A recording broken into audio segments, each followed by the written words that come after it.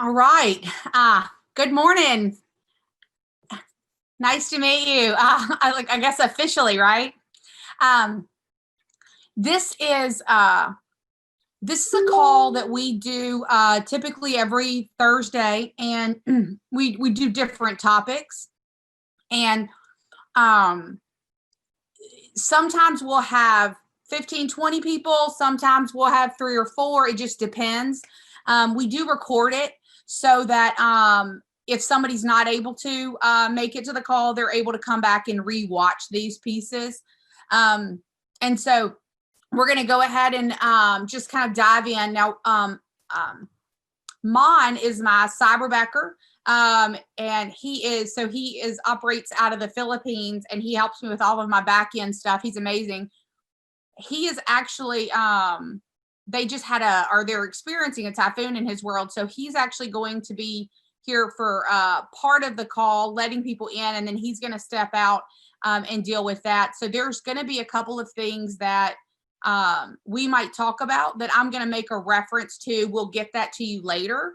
So just be aware that that's why. Normally we would just put it in the chat box, but he and I've got to put some things together to tie it all in. So, all right. And I always believe in starting on time and ending on time. So we're going to go ahead and dive in.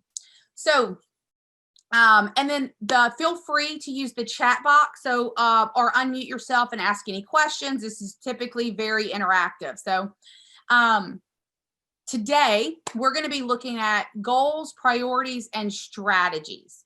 We typically at Keller Williams, we talk about that's your one-page business plan. So once we put together like all of our numbers and that type of thing for a business plan, and that's something that for anybody that's coming back and listening to this call, you probably have it. If you don't, that is something that we're working on right now.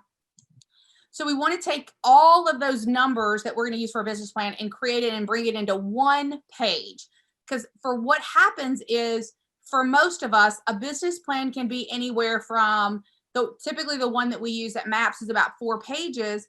But by the time you put all the org chart with it and all of this, multiple pages, we need all of that. And yet, if we're not careful, that goes onto a shelf and we never look at it. There's no relationship with it, right?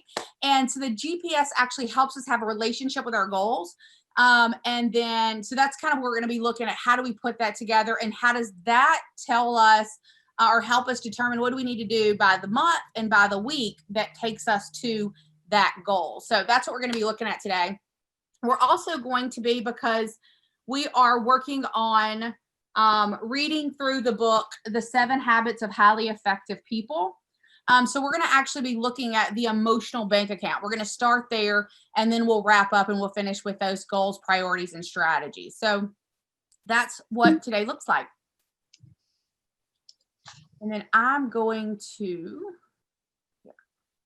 pull this down so that I have that. Okay.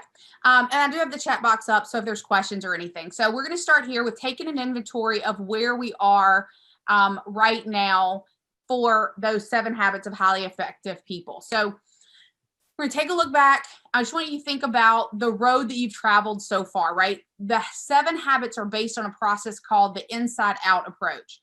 So the first 3 habits concentrate on the inside portion of this process. So in other words, we've been thinking only about ourselves up to this point, right? It kind of feels good to do that sometimes, because so often it's about everybody else.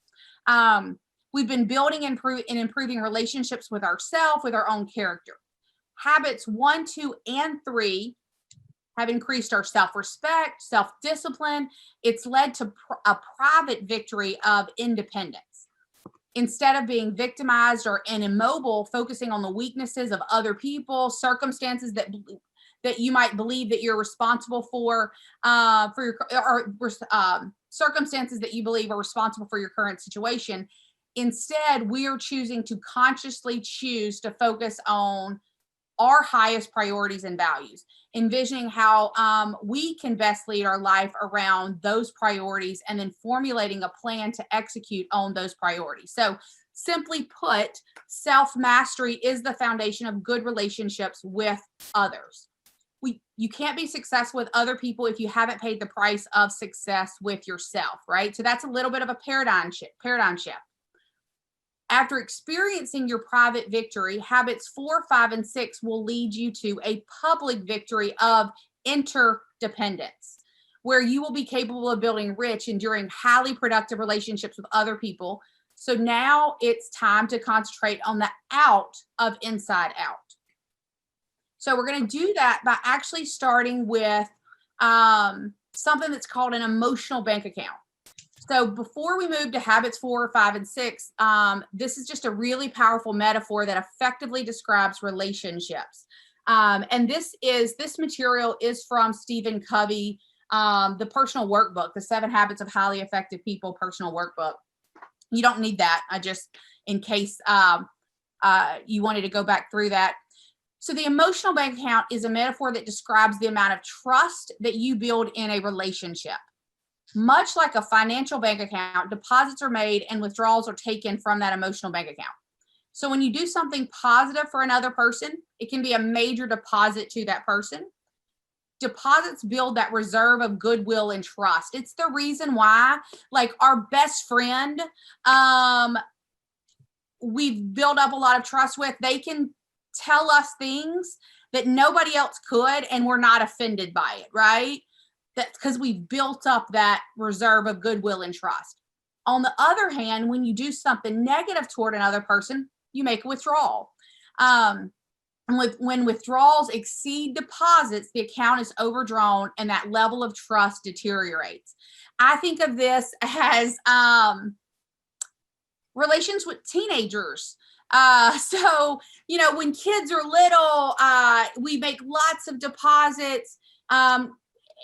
We don't really make that many withdrawals, and right, they love being around us and everything. And then teenage happens and you got hormones and just right.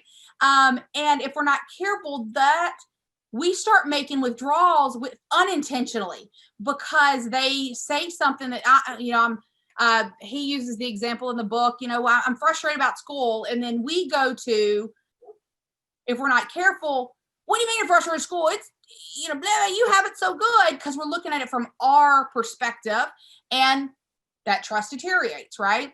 So with your relationships, it's vital that you make continual deposits in order to sustain a high level of trust. So these are some common emotional deposits and withdrawals. So displaying kindness and courtesy, keeping promises, clear expectations, loyalty to the absent, apologizing. I always look at keeping promises as, and I'm sure that, that you and people that would listen to this, sometimes we make too many promises. So are we, because we're being nice or right. And so sometimes I think it's better for us to make the deposit to say, I'd love to do that. And that's really not, I'm not going to be able to do that. Right. And then you're not setting yourself up for failure, where you do have to come back in and apologize. And that's going to take that withdrawal. So withdrawals, displaying unkindness and discourtesy, breaking promises, unclear expectations, showing disloyalty or duplicity, having pride, conceit, or arrogance. And so the loyalty to the absent, I always just want to come back to this. And he talks about this. Of course, I've been guilty of this. I'm sure we all have. Are we speaking negatively about somebody in someone else's presence?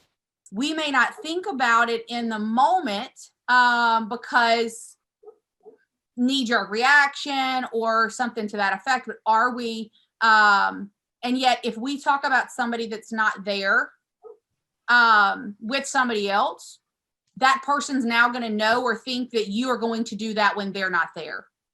We don't realize that how that impacts us in that. So, and for many of us on this call, we're building businesses, right? We're going to, so are you being cognizant of if your admin's not in the room? Now, I'm not talking about a discussion around what people are doing well and what are their opportunities. That's not what I'm talking about. I'm talking about those little negative comments that we just, oh gosh, they're always late. Right. Those little things we think are little, and yet that's actually making a withdrawal from the person that you're talking to.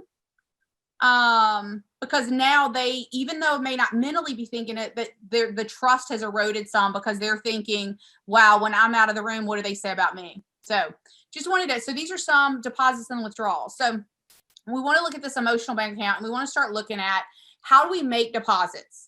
So there are two keys to making deposits. They need to be frequent, they need to be consistent. So just as the body needs food frequently and consistently to stay healthy, relationships need the same nourishment as well. So the closer the relationship, the more frequent and consistent the deposits need to be. And then our key two, deposits do not occur until the recipient considers it a deposit. So again, I'll go back to teenagers. We might be thinking we're being nice, or maybe it, like, you know, maybe it's that client or whoever kind of comes to mind, but we might think we're being nice or we're doing this, we're going out of our way for them. Unless the recipient considers it a deposit, it's not really a deposit. We simply don't know what constitutes a deposit until we actually understand the other person. So for some, receiving feedback and comments on things they've done is a deposit. For others, it's a withdrawal. I always think about my older brother. It was interesting, and the love language assessment helped him and his wife. He would be like, oh, I'm going to be super sweet, and I'm going to bring her flowers. And he'd go, you know, roses or whatever. And she would get him and be like, thanks. And he really could not understand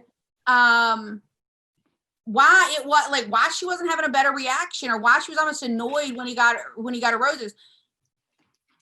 Her love language was quality time. So she felt like, you're ignoring me, you can throw me a little roses, and that right now his love language, interesting enough, was gifts. So he's thinking he's doing this great thing, I'm making this deposit, and for her it's a withdrawal. So that's where, you know, the deposit does not occur until the recipient considers it a deposit. Also, if your motives for making the deposit are not sincere, others are going to feel manipulated. So it's not about doing or saying things that look positive. Your intentions can be good, and yet only the person you're interacting with can decide whether your gesture is a deposit or withdrawal. So we're going to actually evaluate your emotional bank account. So we're going to take some time. We're going to examine your balance with a person in your world.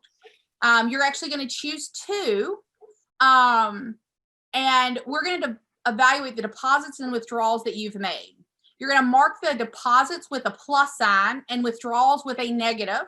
And for each withdrawal, you're going to record changes that you can make in the future to build deposits or repair trust. So it looks like this. So pick a name of two people, write it down, put it at the top of your page. People that, you know, important people to you. And we're just going to take like 2 minutes and do this really quickly. So just their name. And then I want you to think about your relationship. The last conversation, the last time you were with you, did you show kindness and courtesy? Are you keeping your promises, honoring expectations, showing loyalty when he's absent, apologizing when needed? Put a positive or negative. And beside those, write down what are some of the changes you could make to build that deposit or repair that trust.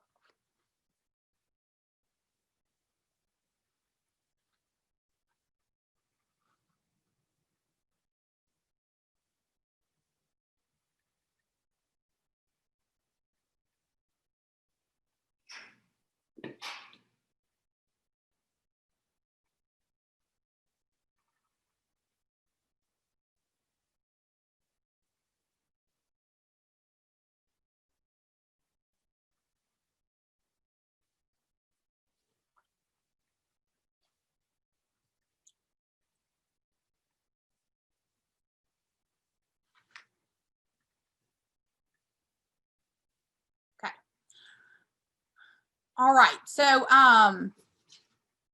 what are you discovering? I'd love for you to just throw something in that chat box or unmute yourself. When we look at this emotional bank account,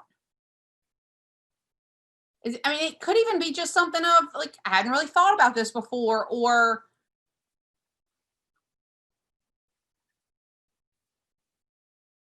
it's a good exercise. Anything. Talk to me.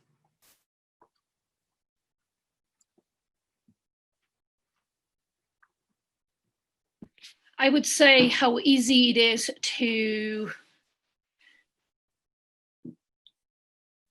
say something and not stand by it, keeping a promise, if it makes sense what I'm trying to say. Yeah, absolutely. I think that's honoring the expectations, in other words. So. Yes, yeah. I think it's one of the easiest things to do, right? Even to the I'll be there by 4. Yeah. Right. And then we're there at 4:15 and we go, well, it's not that big a deal. We didn't need it. Well, it could be, it's that small erosion of trust where, and the interesting thing is if we said it, because I think we also have to give ourselves some grace, depending on what it is, then to go, okay, let me communicate that to them before it's 4:15. So like, hey, I did realize I'm running late. I'm not gonna, it will be here in that way. So absolutely, I think it's very easy to do that in the big and small things. And then Angie, so never thought about understanding others' expectations and honoring those expectations. Yeah. I always go back to, and it doesn't matter your religion, but it's in the Bible, right? That do unto others as you would have them do unto you. I think though we have to remember from their perspective, right? So I know like my love language is acts of service. If you I don't know, if you give me a gift, I'm going to appreciate the gift. Right.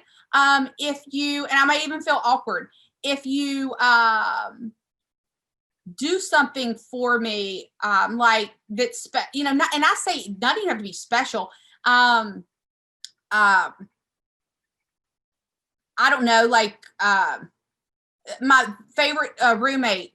I had I hate changing light bulbs, so the outside of my light, like that, it was never worked. Right, the bulb would blow and never work, and he noticed it, didn't say anything, and changed the light bulb. You would have thought that he gave me, I was like, oh my God, that's the best thing ever. I could have done it. It would have taken me 2 minutes. Right. So whatever that is. So are you talking in the way they would want to? So yeah, Anya, those deposits are important to be aware of. Spending a lot of time thinking about them in my life day to day. So great to be aware of them. Absolutely. And I want you to think of it this way too. And it talks about this in the book. This is not a scorecard. It's only a method to help you gain an awareness of your deposits and withdrawals. Because again, if we're not careful, pretty much everything we can do, we might turn it into, oh my God, I'm bad, right? And it's not about that. It's just, okay, now I have some awareness. Where do I have some, what can I do to continue moving forward? So this week, you might decide to keep what we call an emotional bank account log. I'm going to share with you guys a picture of this, but basically, right, think about those actions you just wrote down. You're going to write, this week, keeping an eye on that person, you're going to say, okay, what's the action? Did I make it a deposit or withdrawal? On a scale of, -10 to +10, you're going to mark where you think you fall in terms of an emotional bank account balance with this person. And then you're going to describe 3 things you think this person would consider deposits and determine what you when you could make these deposits. And then describe 3 things that you think this person would consider a withdrawal. So I'm going to show you this. And yet this is one of those things that I was telling you that we will get, I will get the actual form for you. Let me share.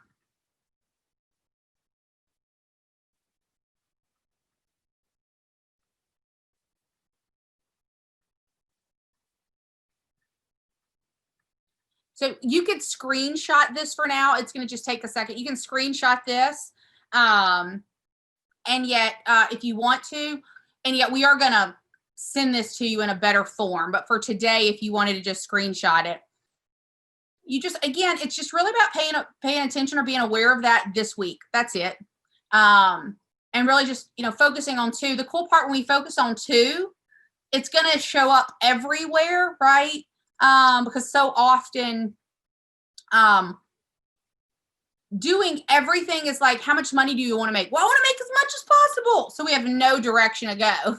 By identifying 2, it is going to pour over to those other people. So you don't have to go, I need to make a list of just 2, and it'll expand on its own. So, okay, so that's what this piece looks like. And I will get you this in more of a workbook piece.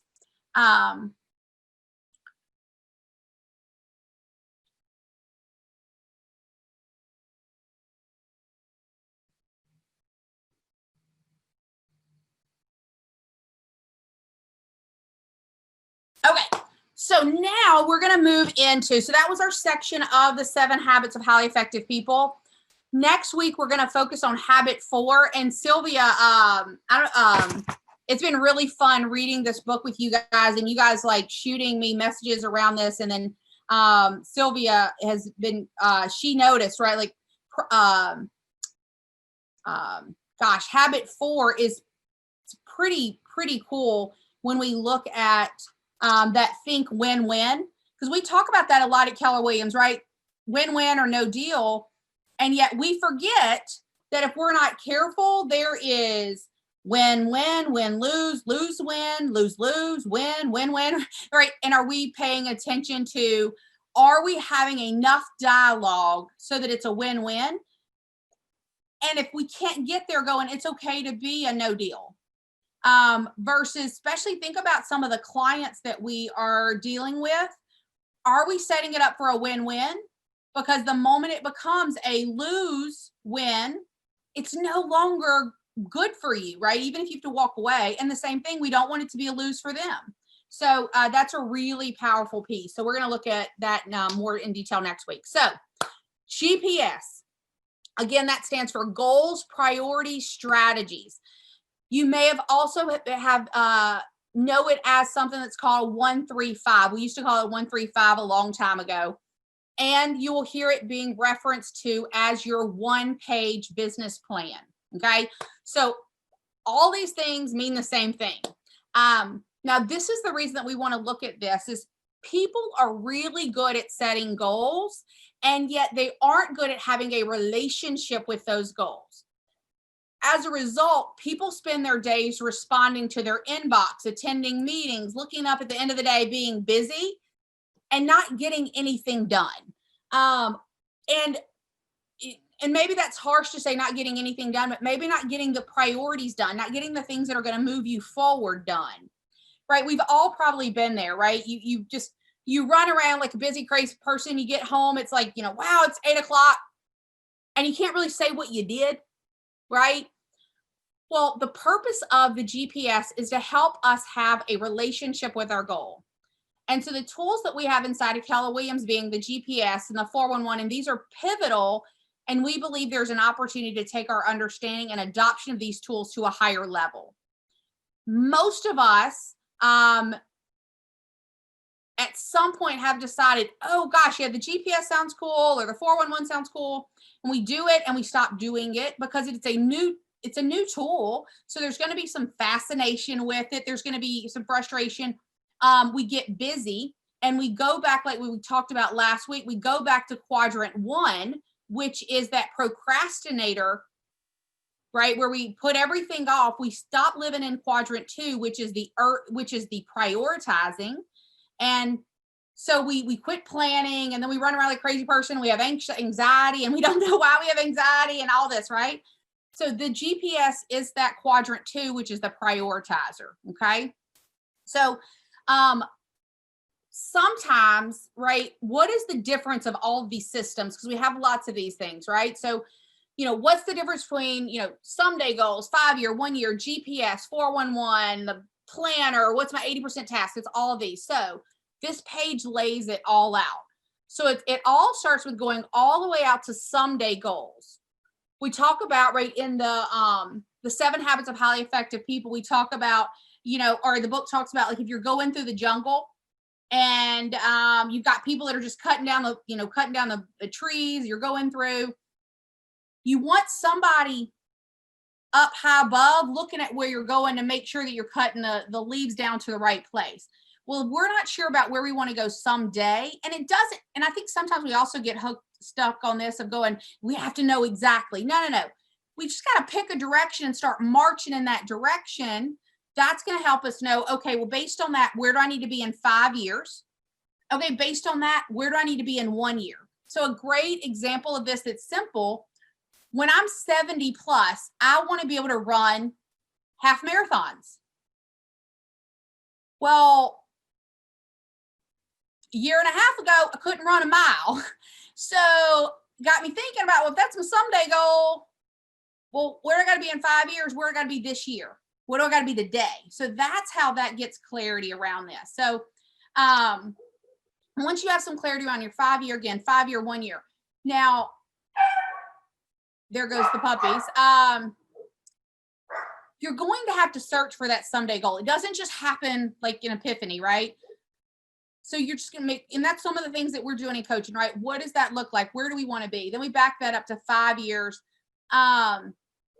And sometimes people still struggle with 5 years. I know that's very much something I've realized that it's harder to do. So if he does, now we've got to exercise that muscle. Then we're going to look at our 1 year. Now, most of us, we have our business plan put together right now. That's what we're going to be talking about really when we look today at your 1 year. You also might have a GPS for your 1 year physical goal, if they're right. So we're going to talk about what this looks like. The GPS is necessary when you have a big goal. When the goal is big, it's complex, meaning you have different moving parts. If it requires multiple people, you do a GPS. So write this down if you're taking notes. If it's a big goal, multiple parts, and it requires multiple people, that's when you know you need to do a GPS. So if you're a solo agent, you could actually skip the GPS, and yet it is helpful. And especially if you have a team, or if you have multiple people involved. Okay. So the GPS brings clarity to the order of priority and accountability, because it will show you who owns each item. And then once you have a good GPS, the purpose is to help each person in your organization, or each person that has something to do with this. It's going to help them determine what goes on their 411, which stands for 4 weeks, 1 month, and 1 year, which we're going to talk about on our next call, which, by the way, is not next week because we're going to be in fall masterminds. It'll be the week of Thanksgiving. We're going to do a call on probably Monday or Tuesday. I'll get that to you guys. And that's where we're going to look at that piece. So the GPS is the higher level. This is our team. This is our department. This is where we're going, right? And then we go, this is who owns each piece. The 411 says, this is what I own for the year. And based on that, what I need to focus on this month to be on track for my year. What do I need to focus on my week that drives my month, that drives my year? So once we have clarity on the 20% priorities for the week, that's where we then time block. So if I looked at your planner, first off, would you have one? And then if I looked at your time blocks, would I see your 20% priority items, or would I see the 80% stuff and you're trying to squeeze in the 20% stuff, right? So we start with the GPS, and then we break the entire GPS that 1 year to the 411. So this is what the GPS looks like. So we're going to review this template. And again, I know that some of you guys, this is an old hat, and I'm asking you to kind of put away what you think you know about it and kind of come at it with fresh eyes. So with the goals, priority, strategies, it starts out by identifying your one thing for the year. Now, this is the interesting thing. I think we can all acknowledge that we have more than one thing, right? Like, I think sometimes we go, what there? We all have more than one thing. And yet when we are looking at the goal, we want to be realizing this is my one thing, say in business, right? when you look at that goal, you want to make sure that it's a SMART goal, right? And is it directional? Is it that North Star? Is it something so simple that every person in the organization could rattle off in the hallway? So it could be net $1 million, increase revenue by 10%. Is it specific, measurable, on purpose? Everyone in your organization can see and understand what am I doing right now? Is that supporting the organization to increase profit, drive revenue, right? Get whatever that goal is. Now let's take those of you that are a single agent. You are more likely to fall into that number one lie that everything matters equally. So let's ensure we know our goal and what those top levers are, the top priorities, so that they can, we know what they need to be in our 411 and we can time block and order priority. Okay. So now we have the goal and then we look at the priorities. These are the major priorities. This isn't everything. This is the 20% initiatives that will deliver 80% of the impact. So you're going to make the list and then you're going to make sure that this list is in order of priority. So my one thing for the year is, what's that priority? Is that the most important priority? So these are some of the things that I want you to pay attention to when you're creating your GPS. And in a minute, I'm going to show you an example of a GPS for a real estate agent. Pay attention to the order of these questions. So when you establish your one big goal, one of the things you can do is fast forward to December 2021. How will you know if you are successful? Okay, I've done this. If it's not specific, ask, how will you know if you're successful? If it's not measurable, what specifically has to happen to achieve that? And then think, can you simplify it any further so people can easily remember it? Okay. Then you want to identify the priorities that would make achieving your goal easier or unnecessary. Can any be combined into a higher level priority? If it's not specific, ask, how will you know if you're successful? If it's not measurable, what specifically has to happen to achieve that?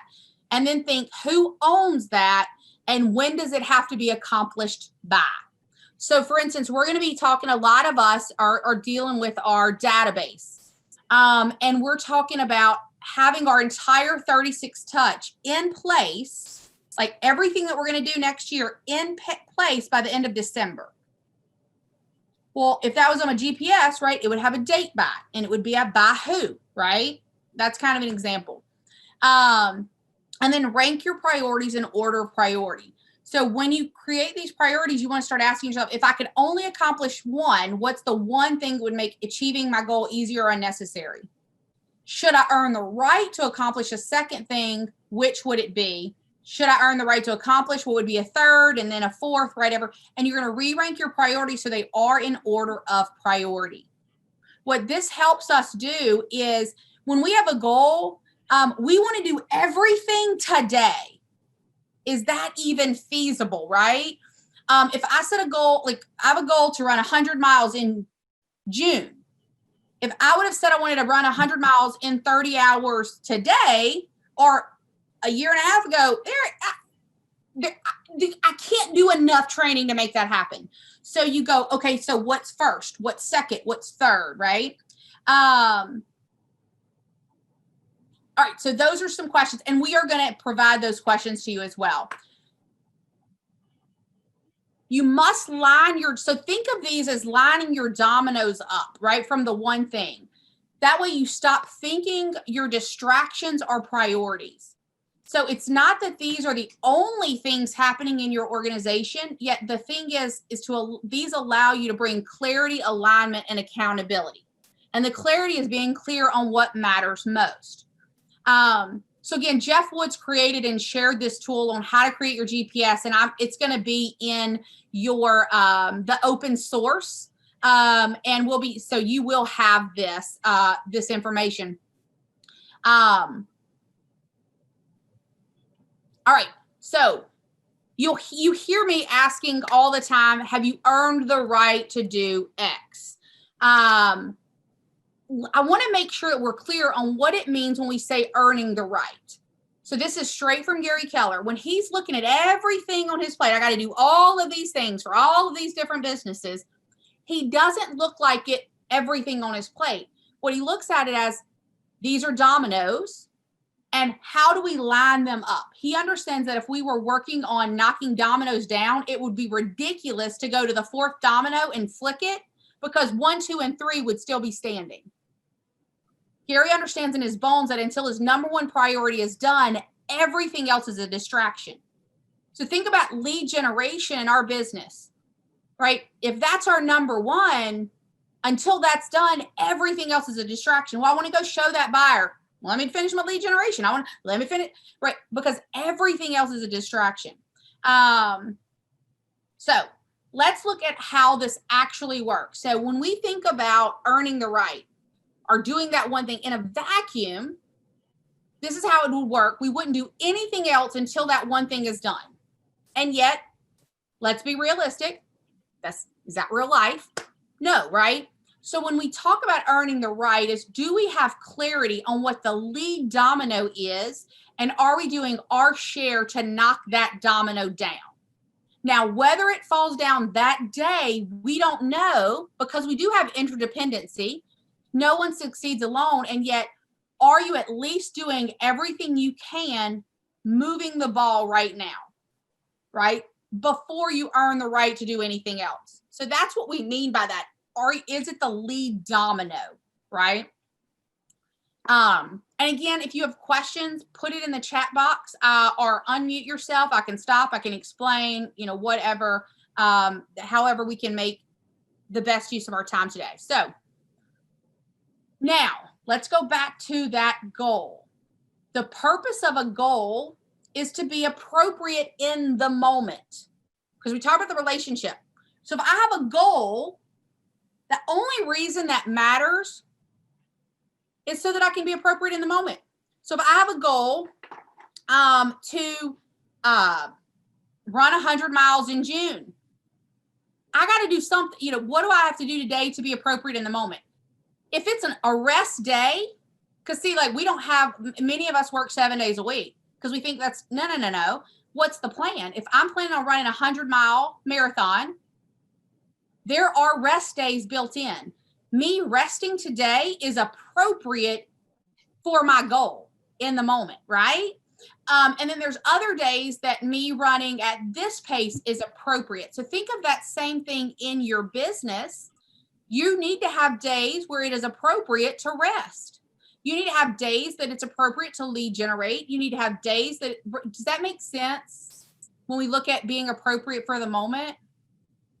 Thank you. Okay.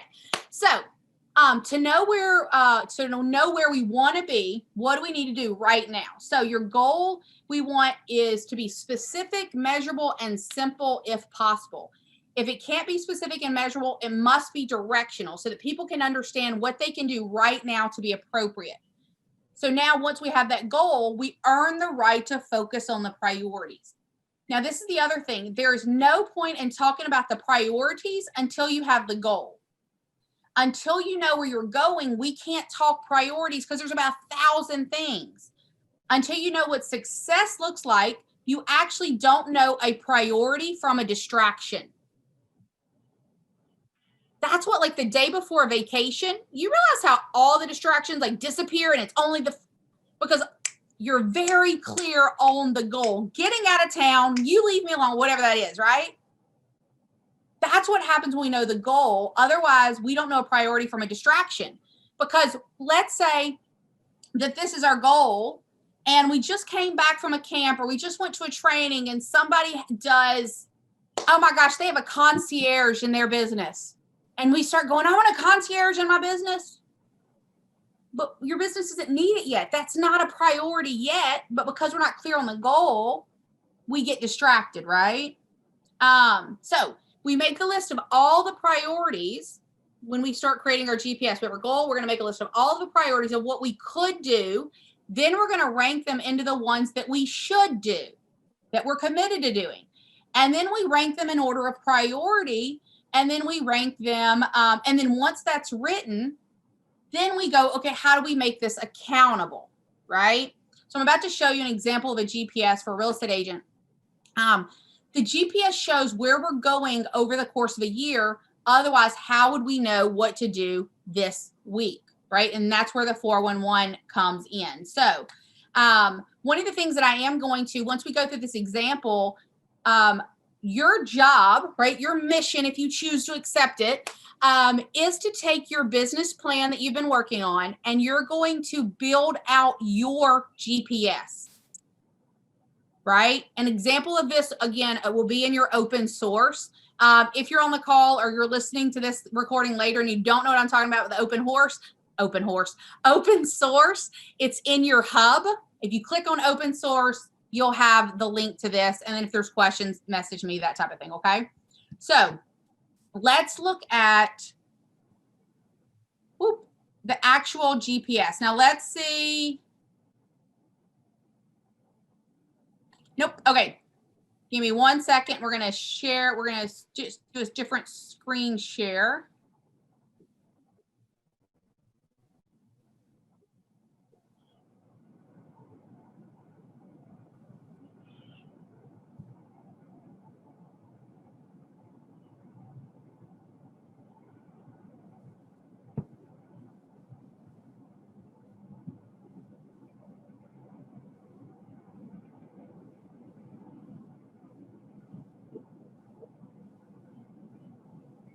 These are always fun for me to remember. Yay. Okay. Where I put what? There we go. Okay.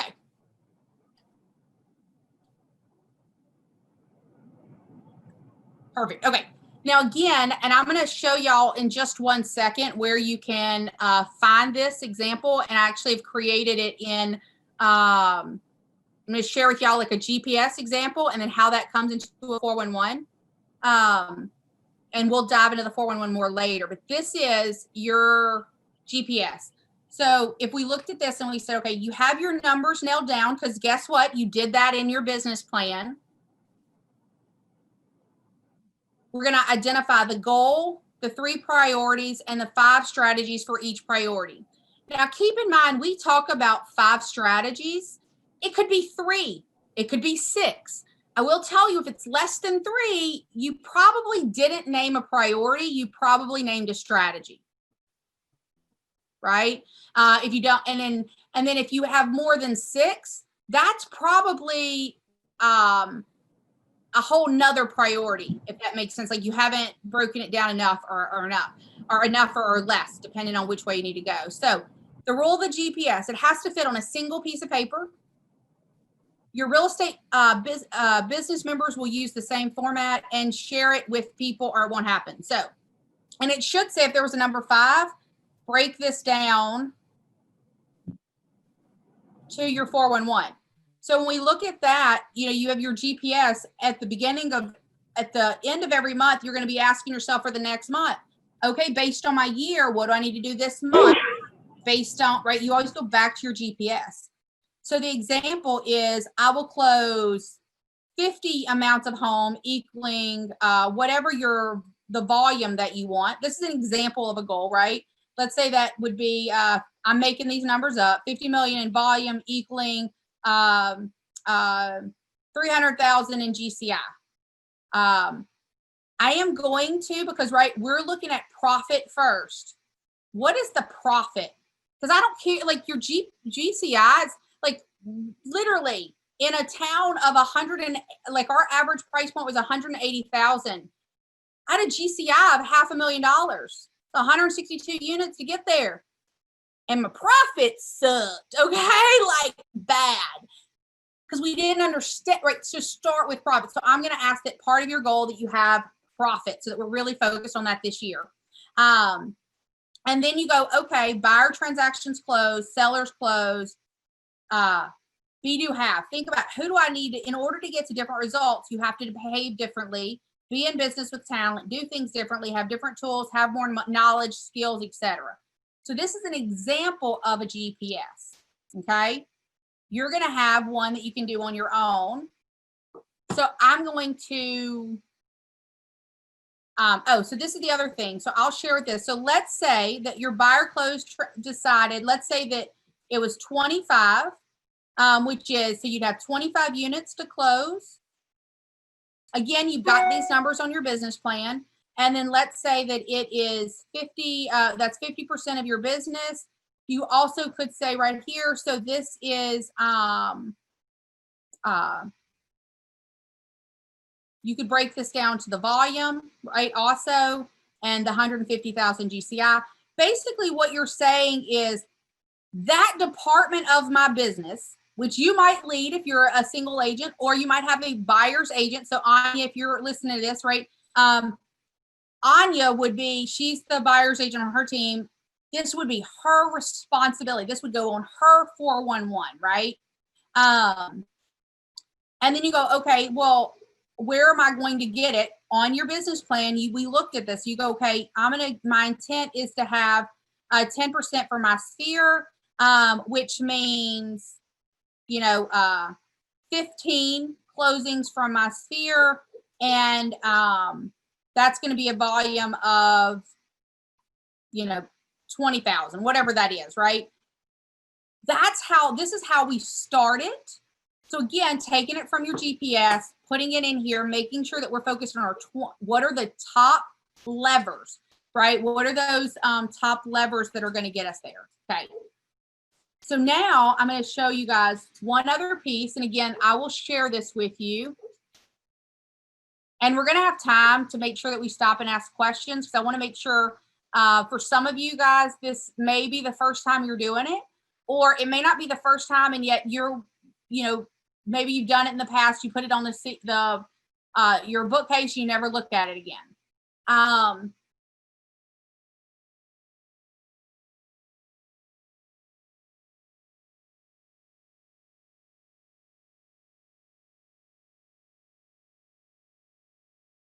If you have questions while I'm pulling this up, feel free to drop those in the chat, or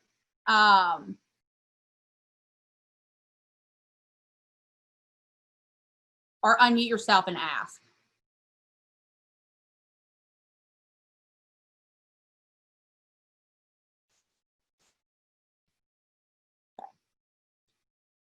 All right, so again,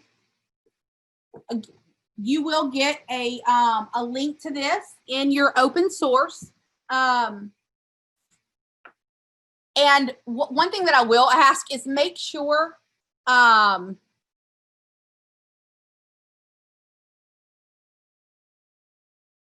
you copy it. You know what? You won't have to do that, because we're going to put it in everybody's individual. Scratch that. Don't worry about that. Just know that it is going to be in your open source. It may not be there until Monday. So just be aware of that. And yet, this is what this is going to look like. So you got your one-page business plan. You're going to take that and you're going to fill this out. You can literally type your numbers over this. Or you might decide that you want your goal to be different. And what I mean by different, as long as it is measurable and specific and it points you in the north direction, this is just the example, right? You have this, so you can just type right over it. Because from here, we're going to take this and we're going to say, so I want you kind of give an example of this. So let's say that, your strategy 4 is a kick-ass 36 touch that ensures I close. So in this, if we use this as an example, we want to have 20 buyers from our sphere and 20 closings from our sphere. So we needed to close 40 transactions. Okay. Now this is how we take it from our GPS to our actual daily action plan. If that's, so we take it from here. So for instance, and I'm just going to use this as a one example, and I'm going to say, okay, kick-ass 36 touch. We know that's what I want next year. So let's go to my 411. And again, we're going to go deeper into the 411. I just kind of want to show you how this connects and why that GPS is so important, is so that we can be appropriate in the moment. And so if it's going to be, so run a 36 touch plan, that's my goal next year. that ensures that I close 40 units. Well, then I want to go, this is 2021, right? And yet right now we are operating in 2021, right? Because it's a 90-day cycle in our business. So in December, I'm going to break down my goals. And again, this is just an example. And I'm going to say that I want to create a 36 touch plan for 2021. Well, if I'm going to do that in December, that helps me know what must I do in the first week of December to move me closer to having that done in December, right? Because that's one of those things. We go back to the 7 habits of highly effective people. Creating that GPS is not, the 36 touch is not urgent. It's important, but it's not urgent. So we put it off, and we don't get the results that we desire to have. So I'm going to show you one other thing of why. So the GPS is the overall. And then you might ask yourself, well, okay, but if I'm going to do a 36 touch, what do I do from here?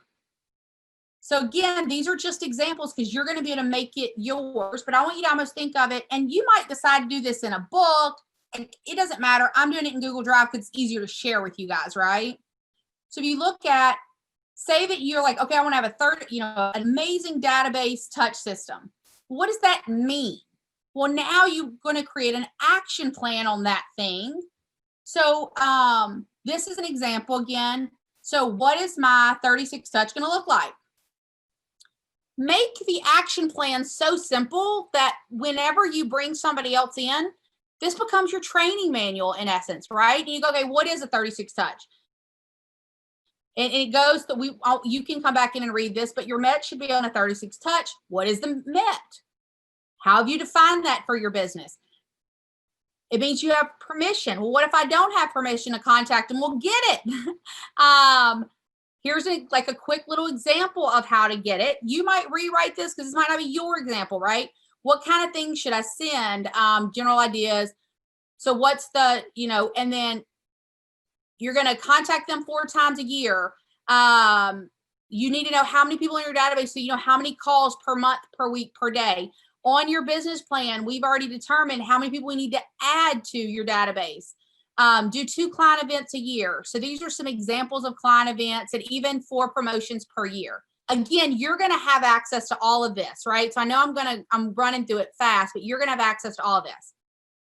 This is the important piece. And I think sometimes what we don't do, because we're trying to do everything right now, is you want to then go, okay, well, if that's my database, this is an example of from Viral Marketing. They are actually the ones that run my database. That's an example of what they do, because you might choose to do it. You might choose to farm it out, or you might choose for your admin to help you do it. That's all fine. There's also a video I put in here for a life of a lead. If you're not really clear on, okay, I got a lead, what happens to that from them becoming a lead all the way? That's a great video to watch. Okay, well, I've got a new contact. What's my plan? Well, so this is a step-by-step plan of what to do when you have a new person come into your sphere. That could be a past coworkers, friends, business associates. It could be a web lead. A web lead came in. They're a lead. They're not a contact. I've talked to them. We've made a connection. Now I want to add them as my MET, right? So how do I do that? Well, this talks about why is database important, all this. Then you go,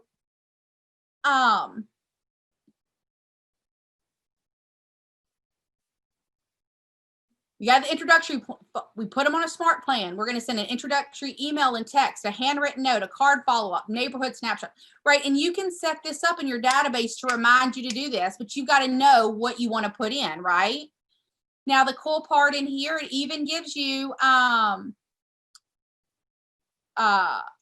like what script do you want to use? There's an introductory email. It's pre-built, right? Handwritten note. What do you want that card to say? My favorite, how to refer me email. Wouldn't that be really cool if everybody got that when they entered into your database?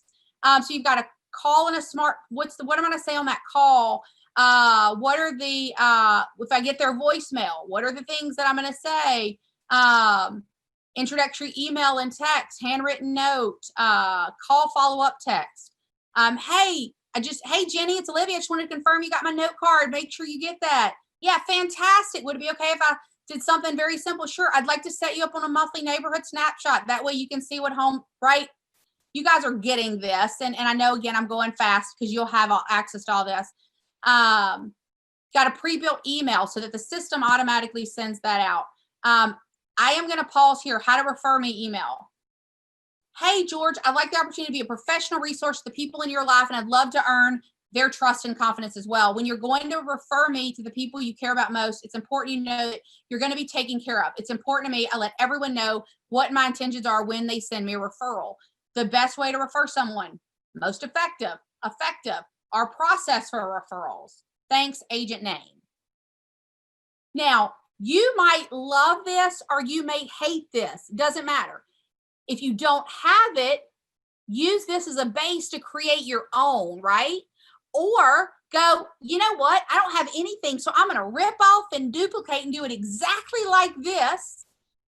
And then I can come back and make adjustments, right? So, now,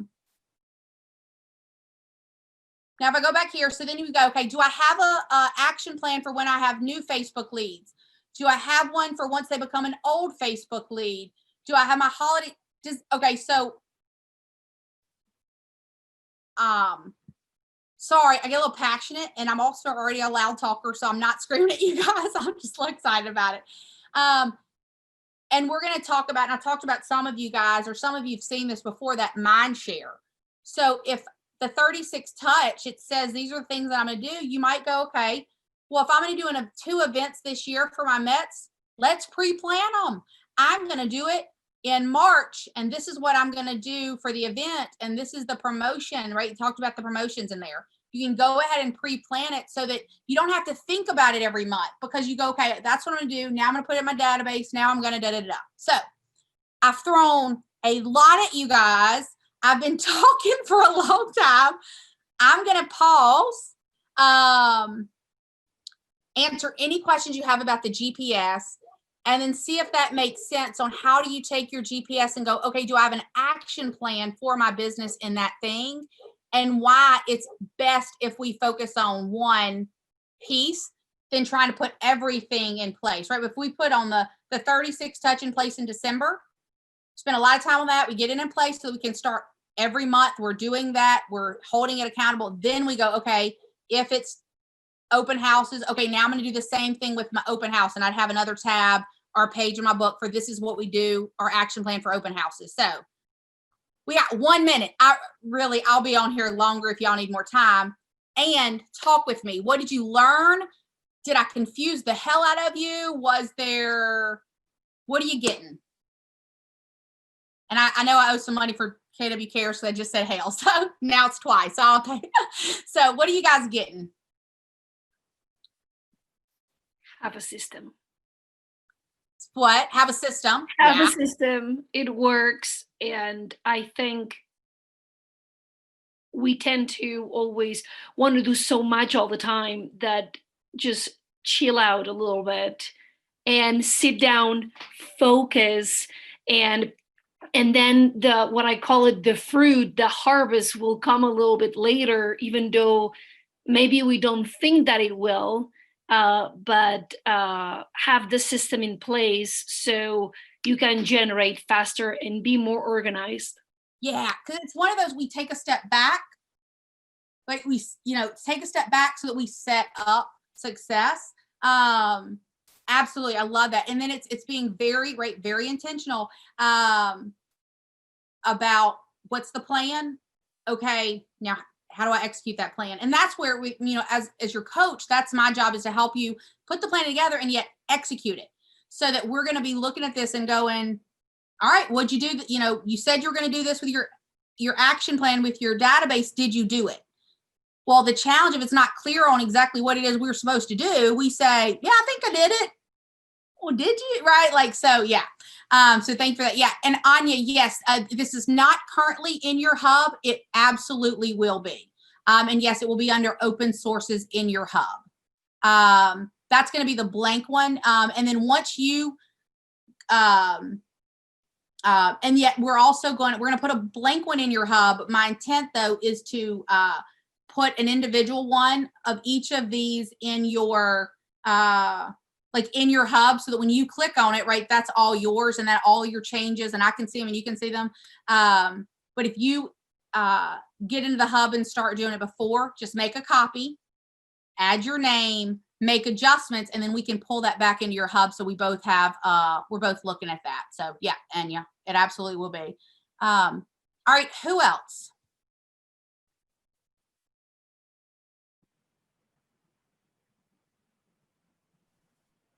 I always have questions about the difference between priorities and strategies, and that may be an individual coaching thing.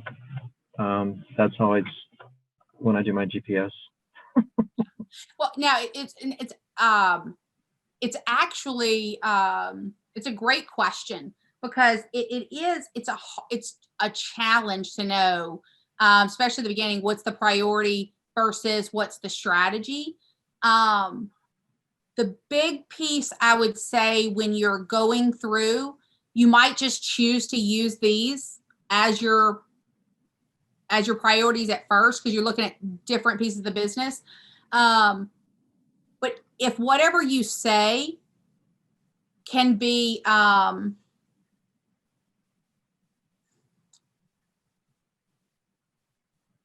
this is why it's so hard, because it's hard to articulate. If whatever you say that your priority is, if it's only got one strategy with it, that's probably a strategy, not a priority. Priorities are bigger. It's because you think about it's complex. So again, so if I look at, as an example, buyer transaction, that's a complex thing.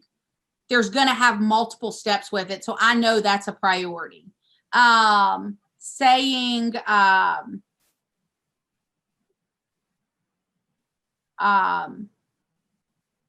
calling for sell by owners, that's doing one thing. Now there's some steps, right? There's an action plan to do that, but it's just one thing.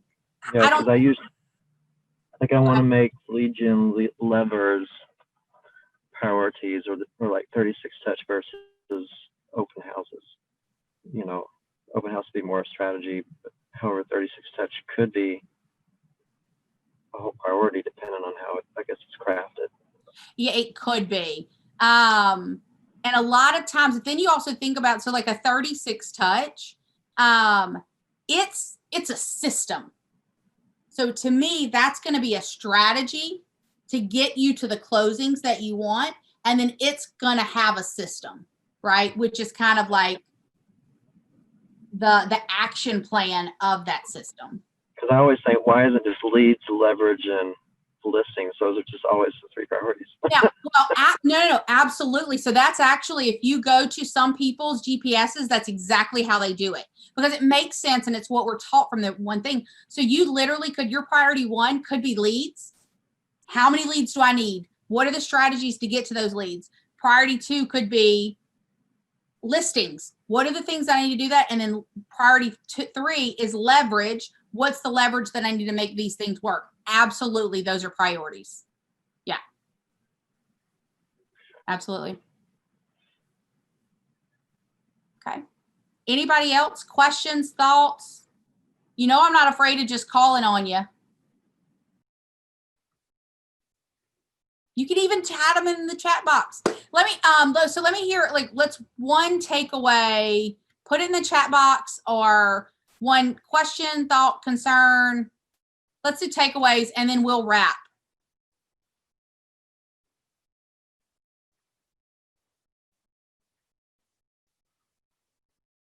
See, if y'all were in a live class right now, I would really be putting you on the spot. You want it spoken, or you want it in the chat? Either way, either way. I just like the clarity that comes from,